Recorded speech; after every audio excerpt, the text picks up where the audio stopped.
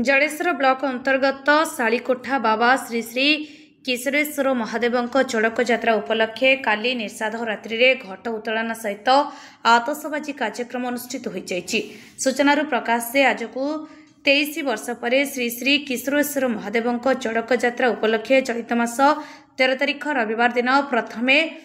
किशोरेश्वर महादेव कुमार पाठभक्ता विजय कुमार प्रधान उपवीत धारण करथिले। 14 तारिख सोमवार दिन दोलपड़िशा सुबोध कुमार महंती भंडारकरिया शक्तिदत्त भूया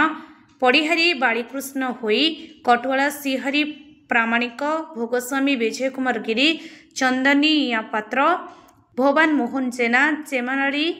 चेमामली सत्यनारायण जेना दंडस्वामी जयनारायण जेना बेतबारिक हरि बारिक दांडुनिया पात्र रमाकांत जेना मनमथ षंढ सपन भूया कपिला गाई त्रिविक्रम दे घटवाला सागर भूया और निशाहाड़ी मिटिका बुड़ू एहीपरी भावे आउ 12 जन वक्ता उपवीत धारण करी मोट 13 वक्ता पूरण होइथिला। काली निषाद रात्रि में घट उत्तोलन कार्यक्रम महाआडंबर सहकारे अनुष्ठित हो जाइछि। एही घट उत्तोलन कार्यक्रम संघ वेस्ट बेंगल खागुर्धा वेस्ट बेंगल 11 एवं शालीकोठा ग्रामर संजय खटुआ एवं वरुण जेना द्वारा परिचालित अहोरात्र व्यापी आतसबाजी कार्यक्रम सहित तासंग को विभिन्न ग्रुपर 100 जन वाद्यकार नहीं एक खुशीर माहौल सृष्टि करा जायथिला। मे मास 16 तारिख दिन नील उत्सव आयोजित होगा सहित 17 तारिख दिन पाट उत्सव सहित